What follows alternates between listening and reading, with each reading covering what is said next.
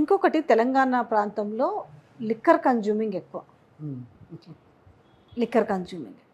దీన్ని బేస్ చేసుకొని ఇవాళ పథకాలు రన్ కావాలన్నా, లేకపోతే సొంత జేబులు నిండాలన్నా కూడా ఈరోజు ఏపీలో మద్యపాన నిషేధం చేస్తామనేసి ఏవైతే కొన్ని బ్రాండ్స్ తెచ్చిరో ఆ టైప్లో ఆల్రెడీ వచ్చినట్టుంది ఒకటో రెండో మన దగ్గర కూడా.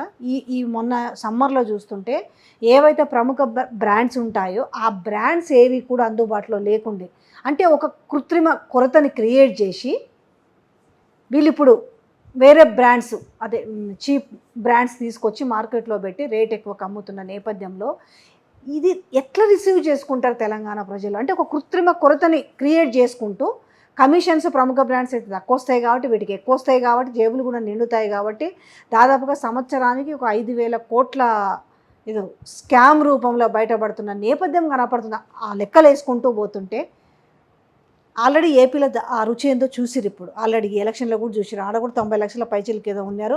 వాళ్ళు అల్లాడిపోయారు ఈ 5 ఏళ్ళు. అంటే ఈ చీప్ లిక్కరు దట్ దానికి ప్రైస్ ఎక్కువ. ఇది 150కి దొరికితే అది 300.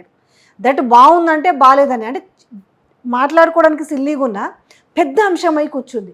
మరి రేపు తెలంగాణలో ఈ సమస్య రాదా? ఇవి ఎందుకు రాదు? వాస్తవాలు శాశ్వతంగా మరుగున పడేస్తారు ఎవరైనా. ఇది టెంపరీ. వాళ్ళ ఇంట్రెస్ట్ ప్రకారం, వాళ్ళ లాభం కోసం, లబ్ధి కోసం డిమాండ్కు తగ్గట్టుగా సరఫరా లేకుండా చేయడం ఒక పాయింట్. తర్వాత తక్కువ ధరకు దొరుకుతున్నాయని చెప్పి భ్రమింపజేసే నాటకం మరో నాటకం. ఆ తర్వాత అందులో ఏం తీసుకుంటున్నారో అనేది రాజకీయంలో ఉన్న వాళ్ళకు తెలియకుండా ఉంటుందా? సామాన్య ప్రజానీకానికి తెలిసినా తెలియకున్నా తెలియజేస్తే ఇప్పుడు ఏందులే ఎలక్షన్లు చూద్దాం అనుకునే పరిస్థితులు దగ్గర కూడా లేవు. ఇప్పుడు ఎలక్షన్స్ ఏవి లేవు కాబట్టి నిరభ్యంతరంగా మనం ఏం చేస్తాం. ఎందుకంటే ఇక స్థానిక సంస్థల మీద వీళ్ళ తెలివితేటలు ఇలా.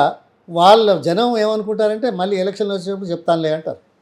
అంతే కదా, వాళ్ళ చేతిలో ఇంకేం లేదు కదా, ఇప్పుడు చేయదగింది ఏం లేదు కదా. ఏ ఉద్యమం అయినా ఎంతకాలం అవుతుందో చూశారు కదా. స్వాతంత్ర పోరాటం 200 సంవత్సరాలు, తెలంగాణ పోరాటం 6 దశాబ్దాలు.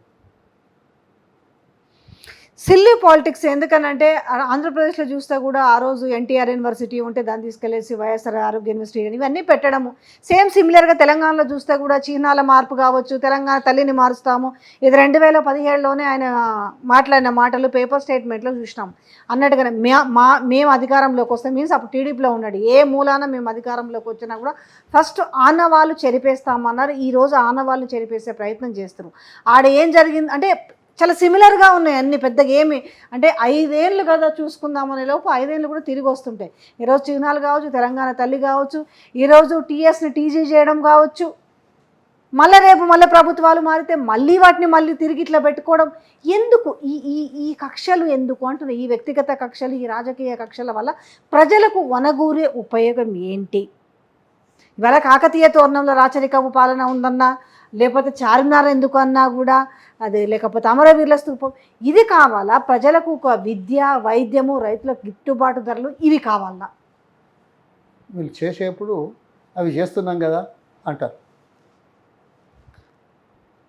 ఇది చరిత్రను మార్చడానికి చేసే ఎత్తుగడలు. చరిత్రలో నిలిచిపోవడానికి మేమంటూ వచ్చిన తర్వాత ఇది చేశాము అని నిలబడడానికి చేసే ఎత్తుగడలు. కానీ ఒకటి తీసేసి ఇంకోటి పెడితే ప్రజలు సహించరు. అది కూడా ఉంది. దురదృష్టం ఏంటంటే చాలా తక్కువ ప్రజల మద్దతుతో, ఎంత 1.08 or 1.8 whatever it is, ఇంత తక్కువకే ఈ ఆలోచన వస్తే ఈ తక్కువది ఎక్కువైనప్పుడు మళ్ళీ వాళ్ళు చేయాలా? ఓకే అంటావా? మీరు వచ్చినప్పుడు మీరు చేసుకోండి అని చెప్తావా? అంటే ఎవరిని అవమానపరుస్తున్నావు? ఆ ప్రజల్ని అవమానపరుస్తున్నావు కదా. విచిత్రం ఏంటంటే నిన్నటి నుంచి నేను గ్రూప్ 1 ఎగ్జామ్ జరిగింది టీఎస్పీఎస్సీ. అవును, దాంట్లో గతంలో తెలంగాణ కల్చర్కు సంబంధించిన, చరిత్రకు సంబంధించిన క్వశ్చన్స్ ఉండేవట. ఈసారి 1, 2 అవి కూడా దట్టు కాంగ్రెస్ పథకాలకు సంబంధించిన క్వశ్చన్స్ మాత్రమే అట. పరీక్ష రాసిన వాళ్ళు విచిత్రంగా ముక్కున వేలు వేసుకుంటున్న నేపథ్యం, ఎన్నికల నేపథ్యంలో వచ్చిన హామీలలో ప్రస్తావన కోసం అడిగారు.